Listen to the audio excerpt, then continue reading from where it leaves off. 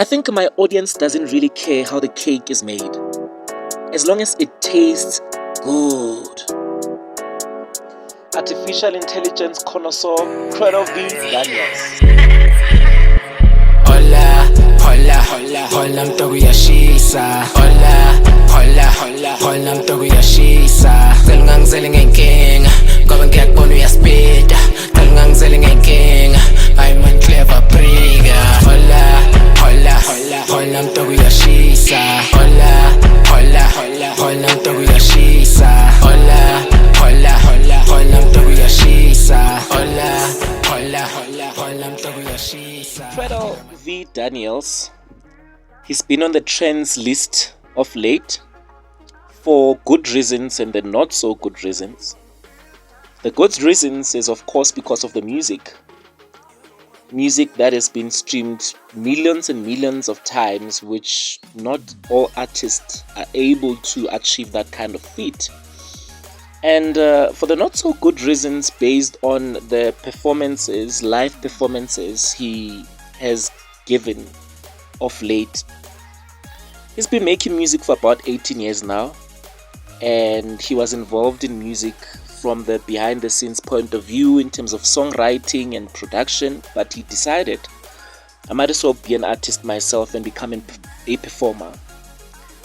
So he has admitted to using artificial intelligence in terms of the backing vocals strictly, and that probably might be the reason why maybe his music has currently been removed from Apple Music.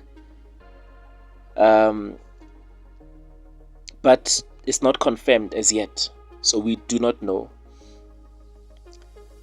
And his reason for using artificial intelligence with backing vocals is that, especially for those that make music, they would appreciate the difficulty that they might have to invite people in studio to help you perform on a particular song to record.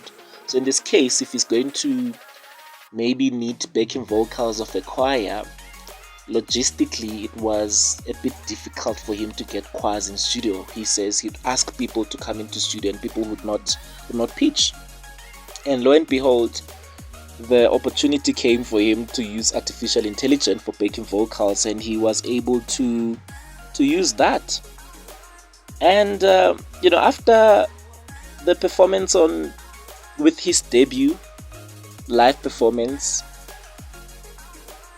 some people were not happy with it. They were disappointed, and his management company then said the reason for that performance having went the way it went is because of technical issues.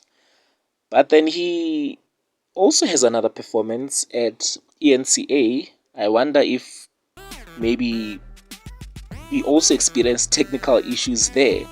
People were not happy with that performance. I think it's actually the reason why, if you look at many artist bio, those that write their songs, they'll say songwriter. Those that also produce, they'll say end producer.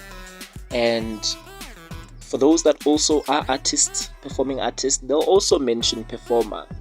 So those are different things, different entities, different departments, different skill sets. It's not the same thing.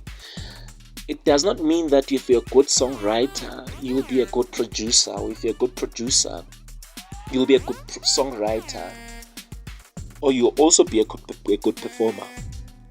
Just like how a lot of the phenomenal writers who've sold millions of copies of books, whenever they are invited to a public speaking engagement based on their work, the expectation is so high because people are thinking, because they write so good and they are very successful at it, they'll also be successful in terms of presenting their work with their public speaking engagements. And that's not all the time the same thing, and a lot of people then become disappointed, but it's really not the same thing. And even though he's been producing for 18 years and he's been writing songs for 18 years, but he was getting and introducing himself to a different art form, which is performing the music, which is what drew criticism.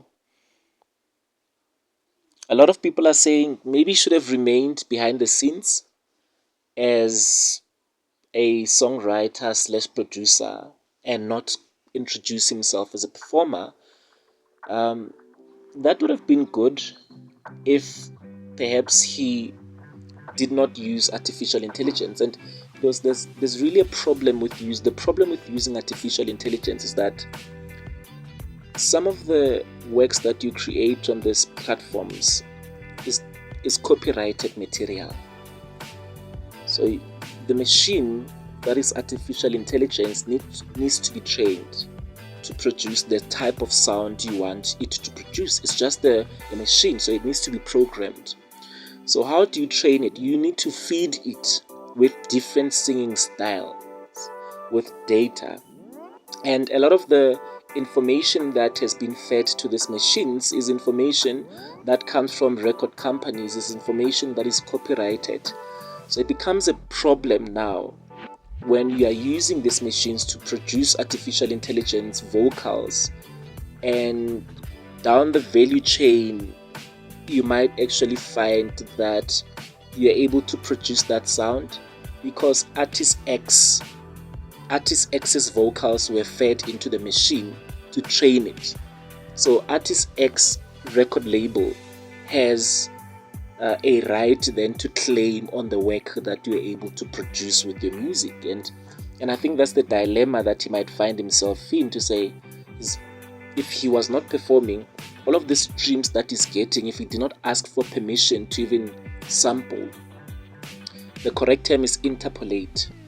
If he did not ask for permission, then the original composers actually have the right to claim 100% of the works that he has produced for himself.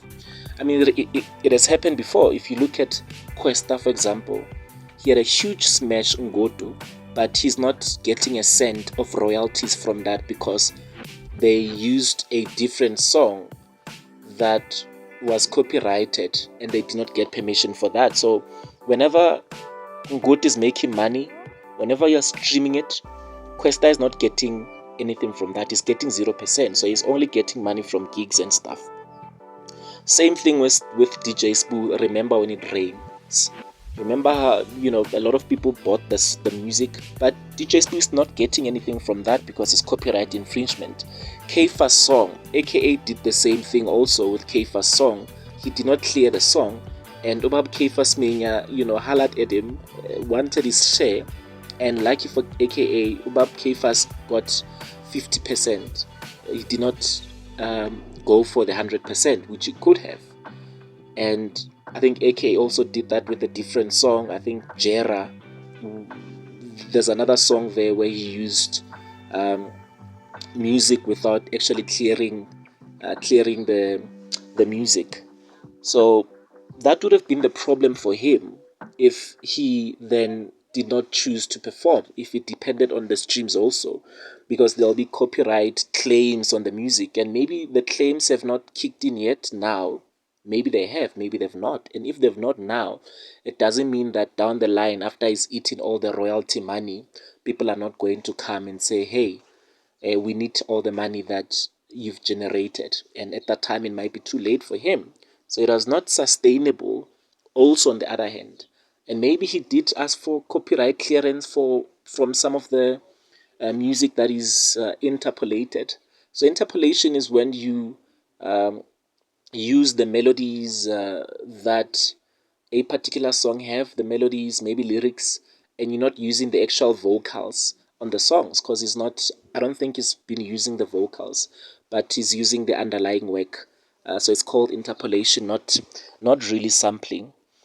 And I think there were other options that he could have, while he's still developing himself, and I do understand where he's coming from because there's a lot of money in terms of performances. He could have gotten a lot of money. I mean, if you have a hit record, hit album as he had, with hit songs there's going to be a demand, and a lot of the artists now are making money off of performances, not the actual music itself. Gigs, there's a lot of money in gigs. So there were other opportunities you could have maybe explored. I mean, DJing while you're still learning how to perform and stuff. you have this hit album, start DJing, DJ R&B soul music. You get paid for appearances. There are brands. Now it'll be difficult for him to leverage the brand because of the negative publicity he's gotten. It might be difficult to sell the brand to brands, but it would have been an avenue he would have taken if he did not actually start performing.